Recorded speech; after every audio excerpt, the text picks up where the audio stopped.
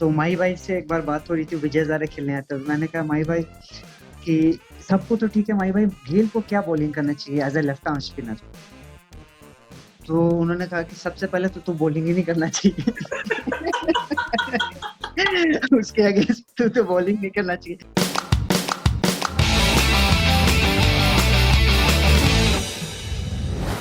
Thank you so much Shahbaz Nadeem. वैसे जब आप बॉलिंग करते हो तो मैं कहता हूँ शाबाश नदीम। आई मीन बड़ा मज़ा आता है क्योंकि Shahbaz, I played against you, आपके अगेंस्ट खेला भी हूँ और आपको मैंने बहुत अरसे से देखा भी और बहुत पसंद भी किया, तो फिर वेल डन। सिर्फ मुझे एक बात बता, जिस दिन वो रांची में वो इंडिया की कैप मिली थी और बहुत मेहनत करने के बाद मिली थी, तो लग कैसा रहा था? मैं कमेंट्री कर रहा था और हम बहुत खुश थे, हम बहुत खुश थे। अनएक्सपेक्टेड था कि टीम में एकदम से आना भी, सब कुछ होना और एकदम से आप इंडिया भी खेल जाओ और खेल भी जाओ अपने घर वाली क्राउड के सामने। वो दिन कैसा था? ये काफी अच्छा दिन होता है भैया, क्योंकि जब हम लोग क्रिकेट खेलते हैं, जब स्टार्ट भी करते हैं, तो बस यही मोटिवेशन होता है कि एक दिन कंट्री के लिए खेलेंगे। तो इतने दिन से खेलता जा रहा था और मैं सोच रहा था कि आज मिलेगा मौका, कल मिलेगा, मतलब कि अपनी मेहनत कंटिन्यू कर रहा था। लेकिन जिस दिन आपको वो, मैंने मतलब कि पहले सोचते थे आदमी कि हाँ कि इंडिया खेलूंगा तो कैसा लगेगा ये वो, बट इवेंचुअली जब आपको कैप मिलती है तो वो जो फीलिंग होती है वो आप डिस्क्राइब नहीं कर सकते वर्ड में, क्योंकि आप थोड़े इमोशनल भी होते हो, थोड़ी सेंटिमेंट्स भी आते हैं, पहले की बातें भी याद आती हैं। तो वैसी मिक्स्ड फीलिंग थी मेरे लिए भी। एक्साइटेड भी था, थोड़ा नर्वस भी था कि डेब्यू मैच खेल रहा हूँ, अपने होम ग्राउंड पे खेल रहा हूँ, लोगों के सामने खेल रहा हूँ, अपने जानने वाले लोगों के सामने, और अनएक्सपेक्टेडली कॉल आया और मैच खेलने का मौका भी मिला।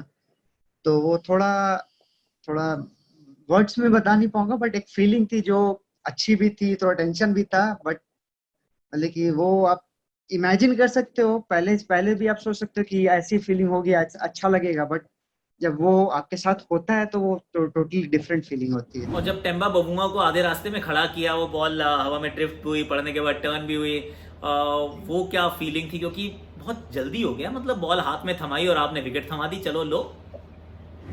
नहीं, एक्चुअली हुआ क्या था कि भैया कि उससे पहले भी मैं इंडिया ए की सीरीज खेल के आया था साउथ अफ्रीका के साथ, और मोस्टली जब हम इंडिया ए की सीरीज खेलते हैं तो मोस्टली हम इंडियन विकेट पे, थोड़ी ग्रीन विकेट पे खेलते हैं, क्योंकि वो थोड़ा वो एक बराबरी का मुकाबला हो, इस वजह से। क्योंकि अगर टर्निंग देंगे तो वो एक तरफा हो जाता है एक्चुअली मैच इंडिया ए सीरीज के लिए। तो वैसी पिच पे मैं खेलते आ रहा था, तो उसमें क्या होता है, जब आप वैसी पिच पे खेलते हो तो आप ज्यादा रोटेशन, फ्लाइट्स पे ज्यादा काम करते हो कि फ्लाइट से आपको आउट करना है। तो वो कंटिन्यू मैच खेल रहा था, तो अचानक से जब वहां मैच मिला, क्योंकि मुझे लगता है कि उससे एक हफ्ते पहले या एक हफ्ते पहले ही मैं इंडिया की सीरीज खत्म करके आया था, एक हफ्ते 10 दिन पहले। तो वो एक रिदम था और उसी में, उस रिदम में वो बॉलिंग अच्छी हो रही थी, उसी में वो विकेट मिला, तो काफी खुशी होती है जब आप बॉलिंग करते हो और भी स्टंप आउट करते हो फर्स्ट टाइम, तो काफी अच्छा लगता है एज ए स्पिनर। आपको लगता है कि आपने बीट किया बैट्समैन को टोटली, तो वो काफी अच्छी फीलिंग थी। आपका जो फर्स्ट क्लास डेब्यू था वो 15 साल की उम्र में हो गया था क्या? ये उस समय पता था कि जब मैं टेस्ट मैच खेल रहा हूँ तो जितने खिलाड़ी हैं मेरी टीम में, ऑपोजिशन की टीम में, इन सबका डेब्यू ना मेरे से बाद हुआ है फर्स्ट क्लास क्रिकेट में। आई मीन सबसे पहले मैं खेला था और सबसे आखिरी में मुझे टेस्ट मैच खेलने का मौका मिल रहा है। वो क्या दिमाग में बात आई थी? नहीं भैया, ये तो नहीं आई थी, बस ये था कि हाँ मैंने डेब्यू बहुत पहले किया है, बिकॉज भैया जब मैं झारखंड के लिए, उस वक्त झारखंड टीम हो गई थी 2004-5 में, तो जब शुरू किया था तो हमारे स्टेट में स्पिनर्स बहुत कम होते थे। तो मुझे अंडर 15 भी खेलना होता था, 17 भी, 19 भी, अगर 23 हो रहा है, अगर उसमें फ्री हूँ तो वो भी एक दो मैच खेल लिया, और फर्स्ट क्लास भी खेलना पड़ता था। तो इस वजह से वो सारे फॉर्मेट में खेलता, तो हर साल, मतलब हर एक साल में सारे फॉर्मेट खेलने होते थे, और स्पिनर की कमी थी, इसीलिए मुझे थोड़ा जल्दी मौका मिला। और जूनियर में मैं थोड़ा अच्छा कर रहा था, तो उन्होंने पोटेंशियल देख के उन्होंने जल्दी मौका दिया। तो ये वजह थी इतना जल्दी खेलने का मौका मिला, क्योंकि अगर स्पिनर होते तो शायद इतना जल्दी नहीं मिलता। तो मैं थोड़ा फॉर्चुनेट था कि हमारे स्टेट में कम स्पिनर थे, तो मुझे जल्दी मौका मिला।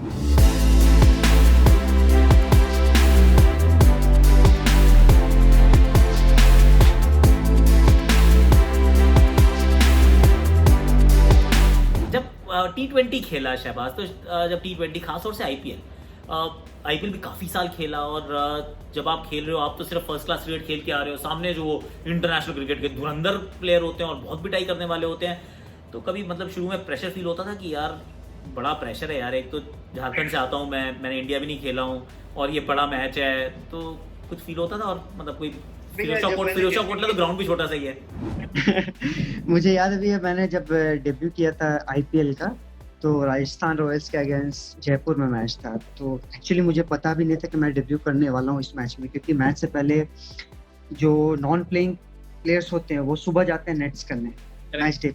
तो मैं गया था नेट्स करने में, वापस आया, मैंने खाना वाना खाया, वापस आया और अपना मैच में गया मैं। और मुझे याद भी है, मैं जो लोग नॉन प्लेइंग थे वो किटबैग लेके नहीं जाते थे ड्रेसिंग, तो मैं किटबैग भी लेके नहीं गया था और मेरे पास शूज भी नहीं थे। मैं बस जॉगर्स लेके गया था, because I was not in 15, वो जो पोटेंशियल 15 स्क्वाड वो अनाउंस करते, तो मैं उसमें नहीं था।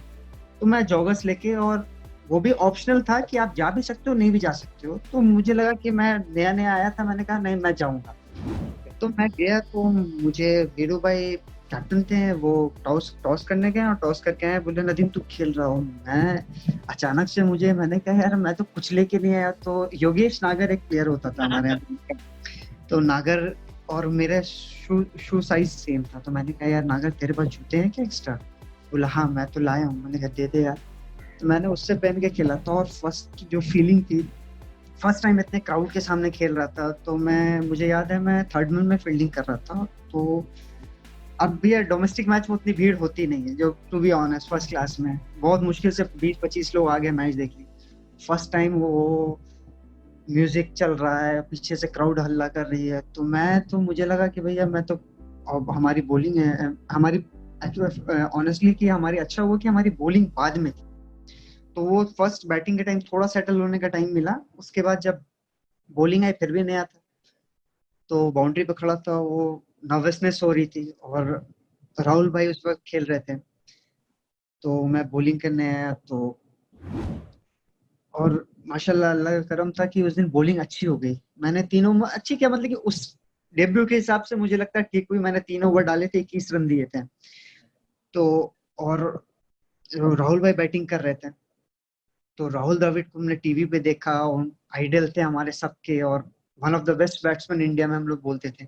तो उनको जब बॉलिंग की, तो उनको मैंने 2-3 बॉल वो उनको डॉट करा दी। और 2020 फॉर्मेट में 2-3 बॉल पे डॉट होती, तो आपका एक, आप एज ए यंगस्टर डेब्यूटेंट, आपका कॉन्फिडेंस लेवल कहीं और। तो मुझे लगा कि मैं अगर राहुल भाई को रोक सकता हूँ उस टेक्निक के साथ जो उनके पास है, तो अगर आप लाइन लेंथ पे अच्छी डालोगे तो आप किसी को भी, वो थोड़ा सा कॉन्फिडेंस वहां आया। तो उसके बाद उस साल 2-3 मैचेस और मिले, उसमें भी मैंने डिसेंट किया।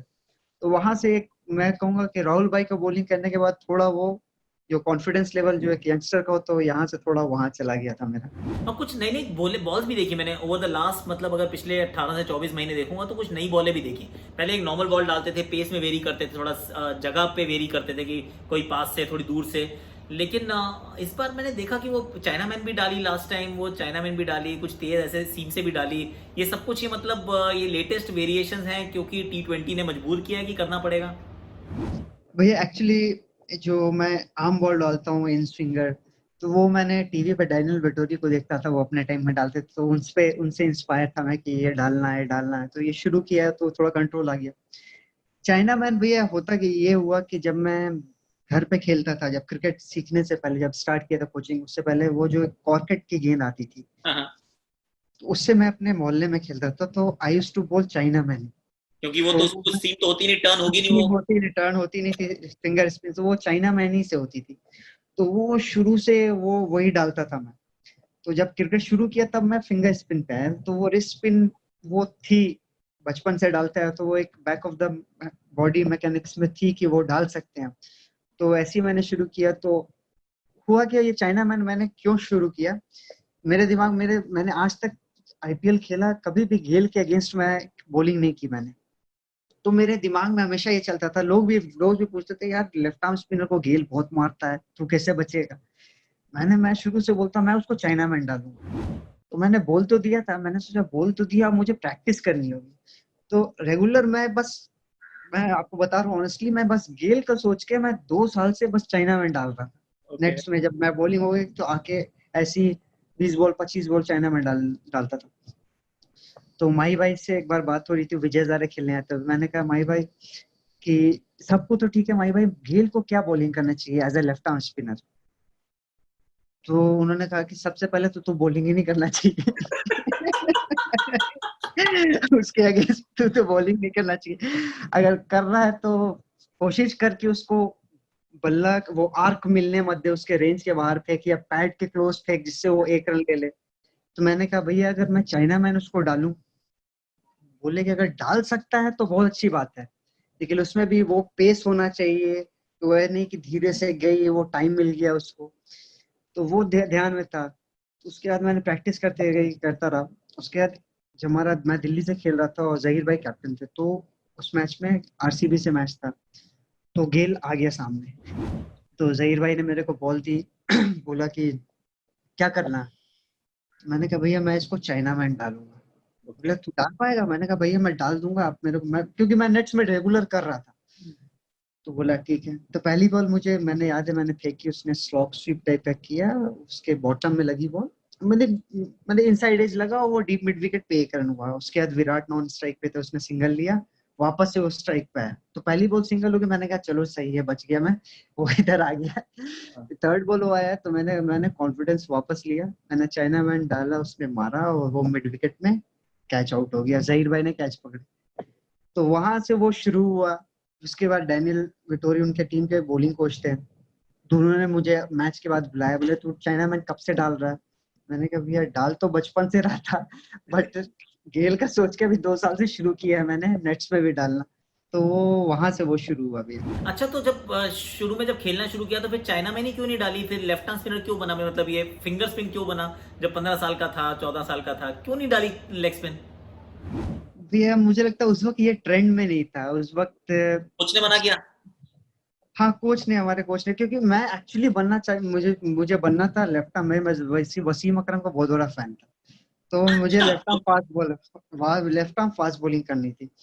तो मैंने कहा कि सर मैं लेफ्ट आर्म फास्ट, मैं बहुत छोटा था, मैं मुझे लगता 9-10 साल का रहा हूँ भैया, मैं बहुत पतला दुबला सा।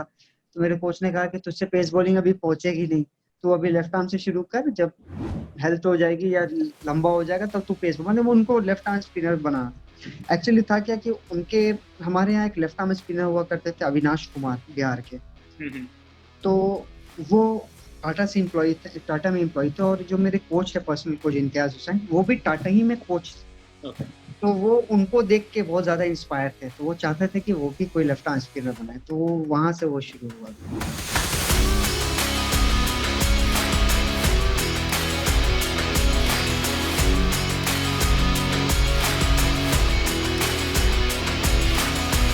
अच्छा, और माही का कितना इन्फ्लुएंस रहा? क्योंकि 2004 के आसपास तो उसने इंडिया के लिए खेलना शुरू कर दिया था ऑलरेडी। तो कितनी उससे पहले मुलाकात हुई, कितनी उसके बाद मुलाकात हुई? अभी जब टेस्ट मैच आप खेले तब ड्रेसिंग रूम में भी आए थे, माही हैड कम। तो कितना इन्फ्लुएंस रहा है महेंद्र सिंह धोनी का आपके करियर पर? कितनी बार आपको मौका मिला उनसे बात करने का, एडवाइस देने का? कभी घर जाते हो उनके? नहीं, अब तो मैं अभी जब से बिजी थे उसके बाद से तो नहीं, कि पहले बहुत मुलाकात हुई अभी। अब जब हम लोग ने अंडर 25 खेला था 2003 में, मुझे याद है 2002-3 का सीजन था, तो अंडर 25 खेल रहा था मैं, जबकि मैं बहुत छोटा था उन लोग से, तो खेल रहा था। तो वहाँ माही भाई खेलते थे, विकेट कीपर हुआ करते थे, तो वहां से माही भाई का प्रोग्रेस शुरू हुआ था। ऑनेस्टली जो मैंने देखा कि उससे पहले वो रणजी ट्रॉफी खेलते थे, बट 2002-3 में 25 खेले, तो उस टाइम से फर्स्ट टाइम हमने देखा कि वो क्या बैट्समैन है, क्योंकि बहुत सारे इनिंग देखे। तो वहां से उनसे अच्छी दोस्ती हो गई थी, हमारे रूम में रहते थे, मैं और सन्नी गुप्ता दोनों रूम पार्टनर होते थे, तो वो मोस्टली हम लोग के पास आके बैठते थे, बात करते थे। तो वहां से शुरू हुआ, और जब डेब्यू किया था तो भी वो कीपिंग कर रहे थे, वो हमारी टीम में थे फर्स्ट टाइम जब मैंने डेब्यू किया था। तो उनसे जब भी बात होती है तो क्रिकेट को लेके बात होती है, या जो भी मैं क्या इम्प्रूव कर सकता हूँ, या जब भी अभी रांची में भी मैं जब प्रैक्टिस चलती है अगर वो अवेलेबल रहते हैं तो हमेशा आते हैं। तो बॉलिंग के बारे में, किस लाइन लेंथ, बहुत सारी बातें होती है भैया, जो छोटी छोटी चीजें हैं जो बहुत मायने रखती है। देख सुनने में छोटी छोटी चीजें हैं, बट एज अ प्लेयर आपके लिए वो मायने रखती है। तो बहुत सारी बातें वो बताते हैं हमें। प्रेशर और के हमें प्रेशर के बारे में बताते हैं? जब डेब्यू करने वाले थे तुमने फोन किया कि भाई भाई मेरा ना नाम आ गया है, मतलब अब तो डेब्यू भी हो सकता है? बात हुई थी इससे पहले? घर पे ही है पर प्रेशर है यार। नहीं भैया, मुझे तो खुद नहीं मालूम था कि मेरा नाम आ गया। मैं तो, मुझे था कि आपको replace as a backup bowler आपको रांची पहुंचना है, तो मैं गाड़ी पकड़ के, गाड़ी से चल और ड्राइव करके हम लोग पहुंचे वहाँ। तो रात को 12, 12:30 बजे पहुंचा मैं। उसके बाद पता ही नहीं था कि सुबह मैच भी खेलना है। तो मैं तो अपना खाना खाना वाना खाया, मैं सो गया। सुबह उठा तो ब्रेकफास्ट टेबल पे रवि रवि सर ने बताया कि शायद तू खेल सकता है। तो उसके बाद उतना टाइम ही नहीं था उनसे बात करने का। बट मैंने राहुल सर को फोन किया था कि राहुल सर, ऐसे ऐसे मेरा नाम आया है और मैं जा रहा हूँ। मैं रास्ते में, मैं जब ऑन द वे था तो मैंने फोन किया था। राहुल सर ने कहा हो सकता है तुझे खेलने का मौका मिल जाए, क्योंकि अगर ये इतनी जल्दी बुला रहे हैं तो शायद चांसेस है तुझे खेलने का मौका मिल जाए। तो उन्होंने बताया था थोड़ा बहुत कि राइट। मोटिवेट, बॉलिंग करता है इंडिया ए में, सेम करना है, फुल कॉन्फिडेंस कि तू जो वहां डालता है यहाँ भी डालेगा, तुझे विकेट मिलेंगे। शहबाज, एक दिल पे हाथ रख के एक बात बताना कि इतनी विकेटें लेने के बाद, इतने साल अच्छा करने के बाद, एक बार बीच में T20 की टीम में नाम आया था लेकिन फिर खेलने का मौका नहीं मिला। फिर जो अगली टीम बनी उसमें नाम नहीं आया। अब यहाँ पर भी एक टेस्ट मैच खेलने का मौका मिला है, लेकिन अगला टेस्ट मैच कब आएगा, आ पाएगा नहीं आ पाएगा, वी डोंट नो ऑनेस्टली। सच्चाई की बात यह है। कभी मतलब लगता है कि यार, क्यों इतना इंतजार करना पड़ा है, क्यों मतलब अभी भी मतलब ऐसा लगता है कि यार, क्योंकि जड्डू है, क्योंकि अश्विन है, क्योंकि कुलदीप है, तो शायद अभी भी काम मुश्किल ही होने वाला, आसान तो यहाँ से भी नहीं है। तो डू यू फील कि यार कई बार लाइफ फेयर नहीं हुई यार, ये तो गलत है ऐसा? भैया मैं बिलीव करता हूँ बहुत अपने किस्मत पे, कि अगर मेरे किस्मत में होगा या ऊपर वाला अल्लाह चाहता होगा कि मैं खेलूं और मैचेस, तो मैं जरूर खेलूंगा। वो कोई रोक नहीं पाएगा मुझे, अगर ऊपर वाला चाहता होगा तो। अगर नहीं चाहेगा, उनके किसी, उन्होंने कहा होगा कि नहीं तेरे लिए एक ही टेस्ट बना है, तो वो एक ही टेस्ट खेल के हो जाएगा। बट मैं यही सोचता हूँ कि भैया अगर जब भी मैं क्रिकेट छोड़ूं, जब भी खत्म हो मेरा करियर, तो जब भी मैं जाऊं तो लोग ये कहें कि he was one of the best spinner. अपने टाइम में वो एक अच्छा स्पिनर था, one of the best country में था। तो वो मेरे लिए ज्यादा सेटिस्फाइंग होगा। हाँ, इनफैक्ट क्रिकेट इंडिया के लिए खेलना, उससे ज्यादा सेटिस्फैक्शन किसी चीज में नहीं है। लेकिन अगर वो नहीं मिलता, अगर आपके किस्मत में नहीं है, तो जब आप छोड़ो तो जैसे लोग कहें, जैसे वसीम भाई हुए, जैसे अमोल मजुमदार हुए, तो ये लोग ज्यादा नहीं खेल पाए भैया, जैसे आप हुए। तो जो लोग भी है निखिल, आप लोगों ने जितना खेला भैया Nikhil, for us you are the legend in domestic cricket. और जो आप लोगों ने किया है डोमेस्टिक क्रिकेट में, जितने रन बनाए हैं, जितने आपने, जितना मौका मिला है, जितना आप लोगों ने किया है, तो मुझे लगता है you all people deserve to play more cricket, whatever, जो भी आप इंडिया के लिए खेल कह लो या जो। तो मुझे लगता है कि मैं भी उस तक पहुंच जाऊं तो मेरे लिए वो काफी हो जाएगा। फैंटास्टिक, जरूर पहुंचोगे यार। शाबाश नदीम, बोलने में मुझे मजा ही बड़ा आता है। अच्छा, तो क्या कहते हैं, कई बार ये ऐसा लगा कि जो दिल्ली में थे एज अ IPL प्लेयर, फिर वहां से गए आप सनराइज हैदराबाद, तो दिल्ली ने आपका इस्तेमाल भी ज्यादा किया, अच्छे से भी किया। That was fantastic. Sunrise Hyderabad में मौके भी कम थे और उतना मतलब इम्पैक्ट नहीं रहा जितना वो दिल्ली के लिए इम्पैक्ट रहा था। एनी पर्टिकुलर रीजन की क्या रहा है इसमें? सर भैया दिल्ली में एक्चुअली होता क्या है कि दिल्ली में जब मैं खेल रहा था तो हमारे पास स्पिनर कम हुआ करते थे। Correct. तो दो, और मैं बहुत पुराना था टीम में, बहुत साल से था, और मैंने अच्छा भी किया था उनके लिए, तो वो रेगुलर था। और दिल्ली के पीछे सूट भी करते हैं स्पिनर्स को भैया, क्योंकि अगर टर्न नहीं भी होगा तो वो इतना कम बाउंस रहेगा कि आपको मार कम पड़ती है। वही when it comes to Hyderabad, तो वहाँ बॉलिंग टोटली थोड़ी डिफरेंट हो जाती है। इसलिए पहला साल मुझे थोड़ा, फर्स्ट ईयर जो लास्ट ईयर मैं खेला हैदराबाद के लिए, तो मुझे थोड़ा बॉलिंग को अपने चेंज करने का टाइम, क्योंकि वहाँ जो लेंथ होती है दिल्ली में, वो आप हैदराबाद के पिचेस पे नहीं डाल सकते। तो वो थोड़ा चेंज करने में मेरे को समझ में आया कि अच्छा नहीं, ये लेंथ होना चाहिए, लाइन होना चाहिए। तो मुझे लगता है वो एक साल मुझे लगा, लेकिन अब मैं थोड़ा समझ गया हूँ कि वहाँ के पिचेस पे किस लेंथ पे कि वो बहुत ज्यादा इम्पोर्टेंट है। कई बार होता है एक्चुअली एक टीम के लिए, see trades are not in your hand. आप डिसाइड नहीं करते हो कि कौन जाएगा, कौन रहेगा, कहाँ आप रहोगे, but then may the best thing happen.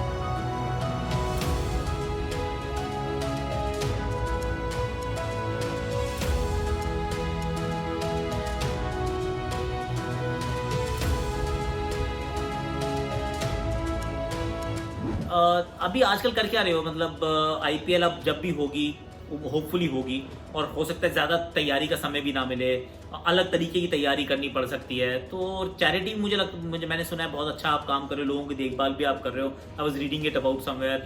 तो क्या कर रहे हो आजकल और कैसे कर रहे हो? कहाँ हो? कोलकाता में हो, कहीं और हो, कहाँ रहते हो? नहीं भैया, अभी अभी कोलकाता में हूँ। इससे पहले मैं धनबाद में फंसा हुआ था, तो वहां से फिर जब 31st को मैं वापस यहाँ आया हूँ। तो अभी तो फिलहाल भैया, अभी जब तक पहले इससे पहले रमजान था तो रोजे वगैरह घर में फैमिली के साथ।